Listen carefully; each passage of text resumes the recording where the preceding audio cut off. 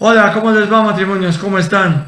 Aquí, como de costumbre, cada 8 días, queriendo ofrecerles un pequeño mensaje de lo que es el matrimonio. Hace 8 días estábamos hablando acerca de que hay muchas pláticas sobre matrimonio.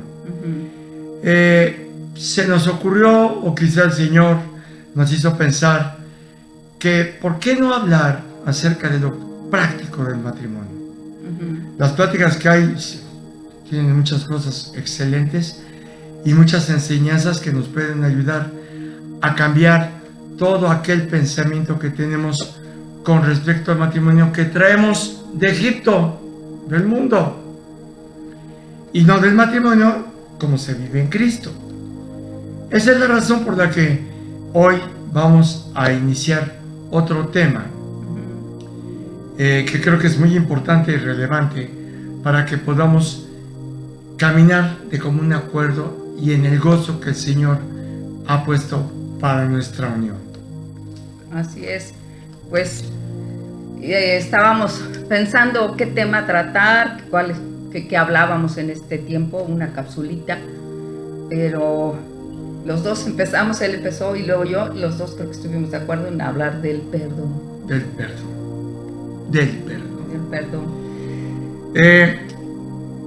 Debemos aprender a perdonar, que es tan difícil. Sí. ¿Qué significa perdón? Perdón, en pocas palabras, significa remitir. Ah, caray, ¿y qué es eso? Remitir significa eximir, exculpar, indultar, absolver. En pocas palabras es quitar de encima de mí una carga que evita que yo pueda vivir en una buena comunicación con mi pareja. Para mí eso es perdón. Pero tú querías comentar algo con respecto a lo que es el perdón. Ajá. Pues sé que se oye, o sea, así como que dices, ¿qué? Perdonar, sí, como nos está explicando ahorita mi esposo, ¿no? Lo que significa perdonar. Pero en sí yo me acuerdo que cuando yo llegué a la congregación y me dijeron, el perdón es una decisión. Dije, ¿cómo una decisión? Sí, o sea, no es el hecho de que tú sientas, porque la verdad, híjole, el sentir, el uno querer perdonar, creo que es bien difícil, más si empezamos apenas a caminar en el camino del Señor. Bueno, yo creo que siempre, pero como que más. Entonces, el hecho de que te digan es una decisión, tú decides, y sí es cierto, vamos a empezar, hay un principio, decidir, no es sentirlo, porque pues luego no lo sientes, ni lo quieres hacer, pero sí puedes tomar una decisión, y después de tomar esa decisión, ahora sí que pedirle al Señor que te ayude a que eso se haga carne, porque obviamente dices, lo quiero confesar con mi boca, quiero perdonarlo, o perdonarla, o perdonar eso, o a mis papás, etcétera, no nada más en el matrimonio, ¿no? Perdonar, y cuesta, pues obviamente el hecho de sentirlo, sobre todo en el matrimonio, porque pues estamos hablando ahorita del matrimonio, ¿no? Entonces, la verdad es una decisión, empieza por decidir perdonar. Decide, yo decido, aunque no lo sienta, aunque no lo quiera, aunque mi mente me diga no, es que esto es imperdonable, decide perdonar. Ahora fíjense, hay diferentes clases de agravios, o sea, diferentes ofensas a través de las que yo puedo lastimar el corazón de mi esposa o ella lastimar mi corazón. Vamos a encuadrarlos en los graves y en los leves. ¿Por qué digo esto? Porque, por ejemplo, un pecado de adulterio es un pecado fuerte, ¿no? Sí. Y es algo que en un momento dado es difícil para la otra persona tratar de perdonarlo. Decía mi mamá, como me acuerdo, perdono, pero no olvido. Y está bien. Es difícil perdonar un pecado tan gravoso como el que yo cometí en contra de mi esposa, como puede ser el adulterio, y que se olvide. Se va a acordar toda la vida que hice lo que no debía hacer, pero hay algo muy importante. Si ella ya decidió perdonarme, ese pecado no va a lastimar su corazón y no va a impedir que nosotros podamos tener una buena comunión uno con otro. Entonces, ¿necesariamente se olvidan los agravios que la otra persona me hizo? No. Pero si uno, como dice Coca, decide perdonar, se acabó. Perdonó. Aquí hay algo que me gusta mucho, que dice en Jeremías 31:4. Jeremías 31:4, van a ver. ¿Dónde está? Jeremías. Ven, Jeremías. Ahí está. Que te escondes todos los días. Jeremías 31:4. Me encanta esto porque fíjense lo que dice. Aún, no, 31, no, 34. 31, 34. 31, 34. Y no se enseñará más ninguno a su prójimo, ni ninguno a su hermano, diciendo: conoce a Jehová, porque todos me conocerán, desde el más pequeño de ellos hasta el más grande, dice Jehová, porque perdonaré la maldad de ellos y no me acordaré más de su pecado. Y no me acordaré más de su pecado. ¿Qué significa esto? Que si yo tuve un agravio fuerte en contra de ella, ya no se va a acordar de ese agravio. Cuando lo recuerde no le va a lastimar ya, pero no va a ser el constante, ¿ya ves lo que me hiciste? Acuérdate. Ya no es el cuchillito de palo que día con día está. Ya es algo totalmente diferente. En Nehemías capítulo 9 versículo 17, Nehemías capítulo 9 versículo 17 dice lo siguiente: no quisieron oír ni se acordaron de tus maravillas que habías hecho con ellos, antes endurecieron su cerviz y en su rebelión pensaron poner caudillo para volverse a su servidumbre. Pero tú eres Dios que perdonas, clemente y piadoso, tardo para la ira y grande en misericordia. Porque no los abandonaste. Y así es. O sea, no vamos a abandonar nuestra relación tan solo por una falta cometida. Ahora, día con día tenemos roces frecuentemente, podemos estar lastimando nuestros corazones, pero inmediatamente debe surgir del corazón de cada quien el arrepentimiento. Y de ahí el pedir perdón. El pedir perdón habla a favor de humildad, habla a favor de reconocer la falta y habla a favor de que lo que queremos es tener paz uno con el otro. Fíjense lo que dice en el Salmo 32:1. Salmo 32:1. Yo ya tenía apartado todo. ¿Qué me hiciste en mi vida? Yo no hice nada. Voy a pensar si te perdono. ¿Ya ven?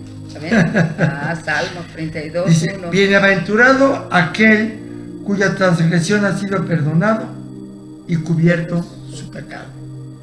Somos bienaventurados. Ahora, sucede, ¿verdad?, cuando estamos discutiendo, que de repente no nos ponemos histéricos, nos ponemos históricos, nos empezamos a acordar de todo aquello que ella me hizo o que yo le hice. ¿Y saben qué? De esa manera no podemos encontrar armonía en el matrimonio, no podemos encontrar una buena forma de llevarnos y, sobre todo, como dice la Biblia, no se ponga el sol sobre tu enojo. No vayas a la cama con la trompa parada en contra de ella o ella en contra mía, sino que en ese mismo momento o en ese mismo día podamos arreglarnos cumpliendo el perdón. Ahora, no es tan fácil. No es tan fácil. No es fácil. No es nada Pero fácil. no es imposible. No es imposible. ¿Y saben qué? Sí se puede. Les he repetido en las ocasiones anteriores: oren. La oración es clave para que el corazón se transforme en un corazón humilde, apegado a Dios, lleno de su Espíritu Santo, para poder reconocer todo aquello que Él quiere que nosotros hagamos. Escuchaba a una persona que decía, yo no puedo hablar con alguien que no me entienda porque no ha pasado lo mismo que yo. A ver. Esto a mí me impresiona mucho porque hay algo muy importante. Yo me he puesto a pensar en Cristo. Fíjense, Cristo fue abofeteado, fue escupido, fue herido. Le ponían algo que tapaba su cara, lo abofeteaban y ahora profetiza, ¿quién te golpeó? Se burlaban de él y él nunca dejó de tener una mirada de amor, aún para los que lo maltrataban. Somos mejores que Cristo como para no pasar la falta de ella, oiga, mi falta. Somos mejor que Cristo como para que nos duela mucho nuestra dignidad. ¿Cuál dignidad? Somos vasijas dispuestas, vacías de barro, dispuestas para ser llenas por el aceite del Espíritu Santo, para ser transformados a imagen y semejanza del Señor, a imagen y semejanza de la Trinidad, para que podamos verdaderamente compartir con todo el mundo la luz de Cristo que sale reflejada de acá y de acá. Entonces, sí, no hemos pasado muchas cosas. Sin embargo, hay que reconocer que somos vasijas imperfectas y no podemos levantarnos en vanidad y en soberbia. Sí, no, y en orgullo, porque obviamente yo al principio también pensaba eso de que alguien que me llegaba a aconsejar que perdonara el adulterio cuando esa persona, o sobre todo mujer, no había pasado eso, yo pensaba eso. O sea, decía, bueno, como a ti no te han puesto el cuerno, como a ti no te ha pasado, pues lo dices muy fácilmente. Pero cada quien en lo que ha pasado, otras mujeres decían, no, es que lo peor es tener un marido borracho, es más fácil, o alguien que te ofende que un adulterio. O sea, cada quien a veces nos acomodamos, ¿no? Pero lo que pasa es nuestro orgullo se levanta, no queremos perdonar, creemos, aún nos dicen, es que Cristo pasó esto, y aún nosotros nos defendemos a veces como gatos boca arriba, diciendo, bueno, es que él era Dios, entonces pues él era Dios, entonces por eso pudo. Pero era 100% hombre, y vino a padecer como hombre. ¿Y cuál era la clave de Jesús para perdonar y tener siempre una cara sonriente? Su secreto era que pasaba tiempo con el Padre, orando, en todo tiempo, en todo momento, orando. ¿Por qué? Porque a través de esta oración nos vamos a fortalecer, a través de la lectura de la palabra, la espada de dos filos en la mano, vamos a poder hacer las cosas que no queremos hacer.